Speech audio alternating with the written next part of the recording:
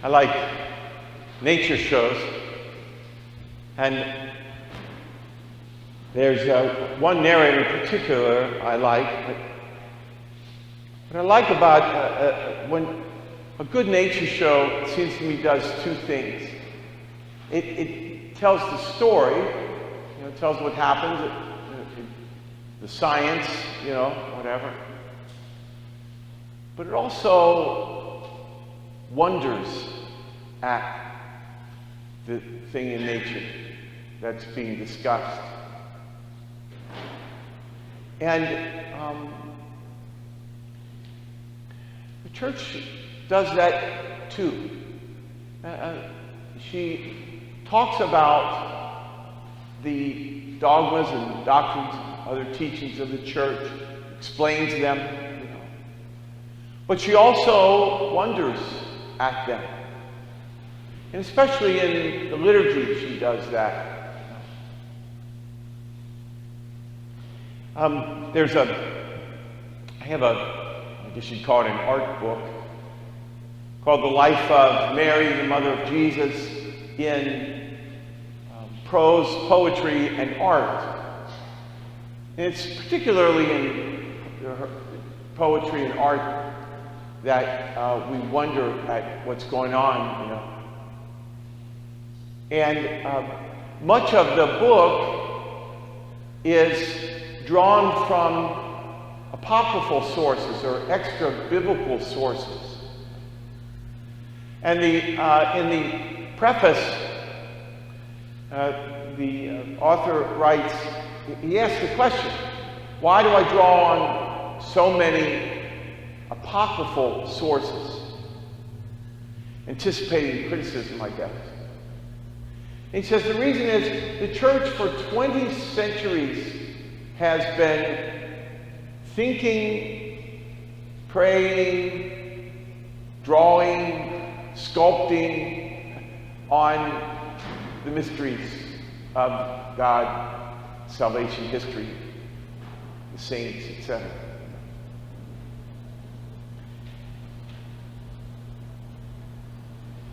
It shows up in a funny kind of a parallel. We do the same sort of thing in opera and musical theater. There'll be, I know opera better than musical theater, but, there'll be dialogue or action or whatever, putting forth the story. Might be recitative in opera or some kind of through composed dialogue. But then at periodic points, the action stops and there's an aria. Somebody sings, like so and Figaro are doing this, that, and the other, and this dialogue, somebody comes in, and then they stop and they sing an aria or a duet about love or something, and then go on.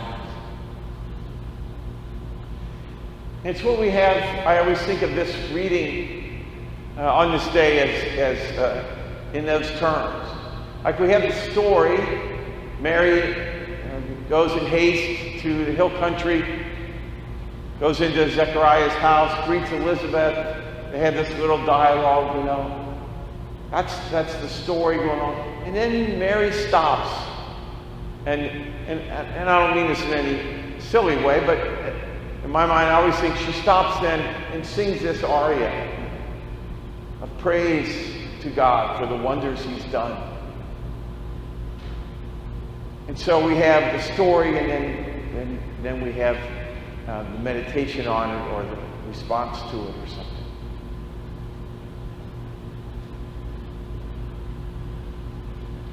The narrator I like so much in the nature stories is Sir David Attenborough. And I've seen a lot of nature shows, and there are a lot of different people narrate, and I've heard some well-known actors and actresses narrate. But none of them seem to have what he has. He has a way of not only telling the science,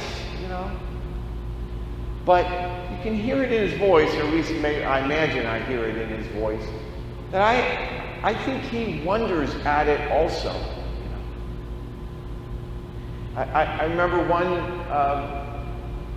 one show was on deserts or something, and not really a big fan of deserts, and he's talking about locusts and swarms of locusts.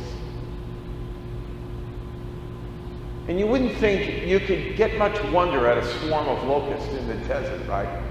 But he's talking about, he says, because it's easier for them to fly if they're flying with the wind. And so they fly with the wind, and the direction of the wind is always a low pressure. Low pressure has moisture. The moisture is what brings the grass and whatever things to bloom. And so, and he's talking, and I thought, wow. I mean, of course, he doesn't mention God, but I stop and I think, it's just amazing, God, what you've done with creation, that this all works just perfectly,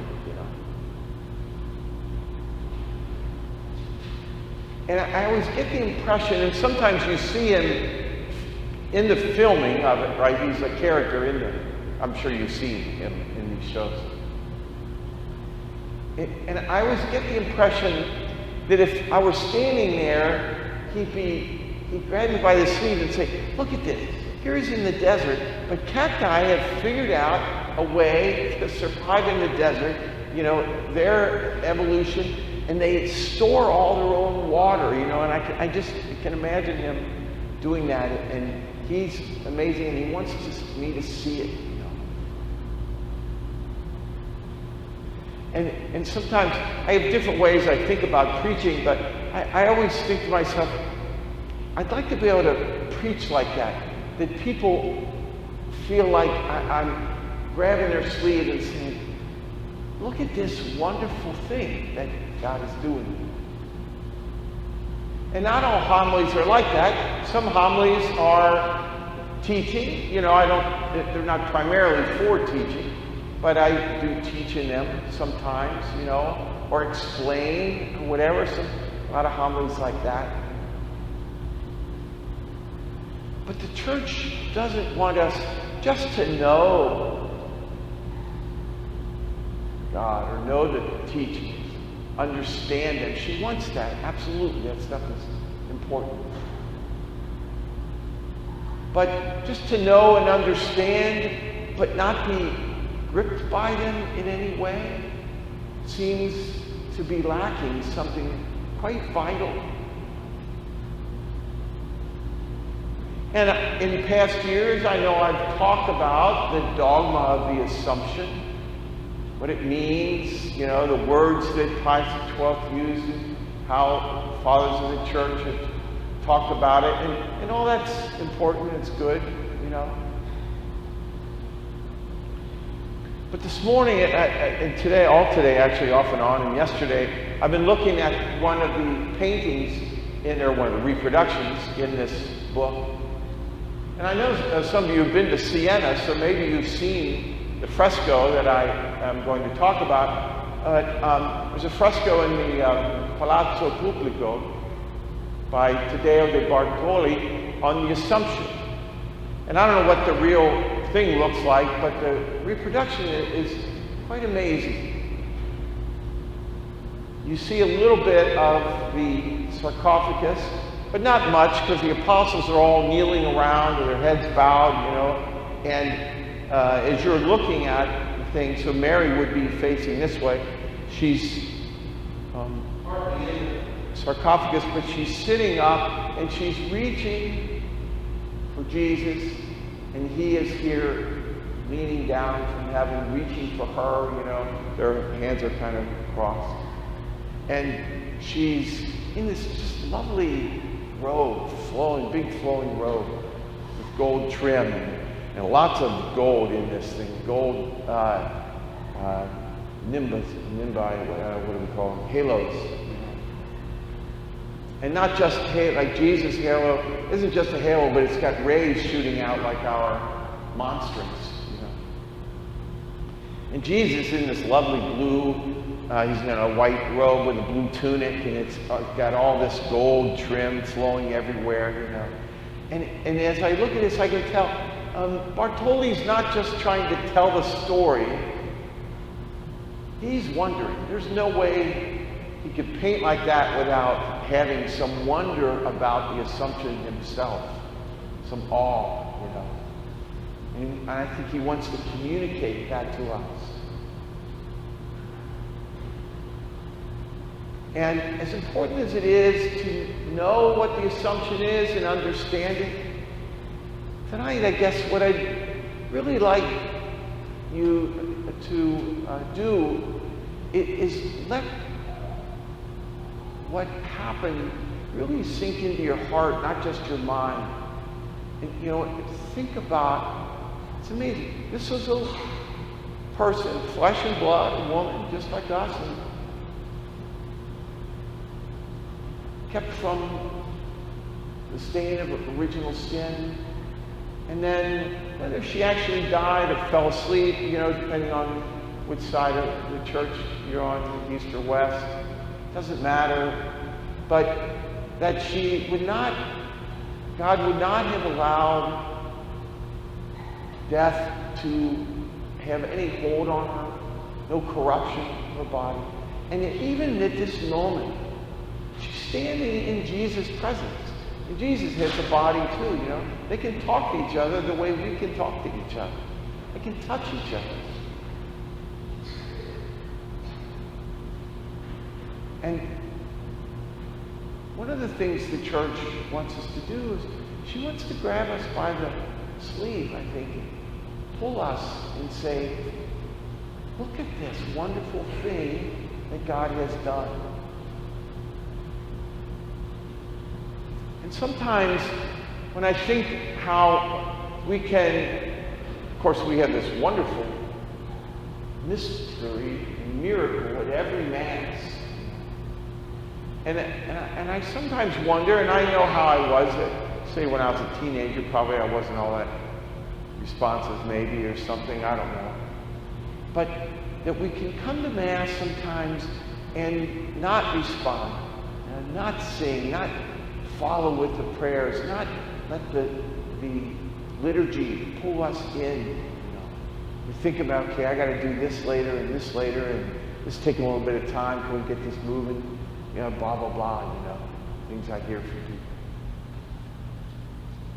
And I wonder what David Attenborough would say. He's pulling us over to say, look how this bird has evolved in a certain way, just the perfect way, so that it can get food from this weird-shaped flower, and I wonder what he would think if we stood there and said, oh yeah, that's fine. All right, can we go to the next one? I think he wouldn't understand it, because he was so captivated with the beauty and mystery of nature. So I just invite you, tonight or tomorrow and periodically, whatever saint, whatever feast day we're doing, the Trinity or the Christmas or whatever, Assumption, Immaculate, to not just go to Mass, but to let it enter into you in some way. Think about this mystery. What an amazing thing that God has done with the Blessed Mother, And let that mystery enter into you, because we don't live by our heads alone. That's not what gives us life, ultimately.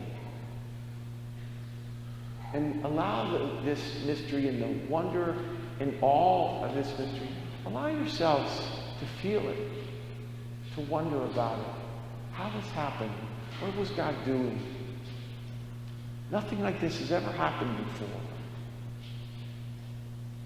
And I have a feeling if we let ourselves, the church will, because that's what she wants to do, is take us by the sleeve and pull us on and show us this amazing thing. Tonight, with this Feast of the Assumption, it is one of the most amazing things that God has done.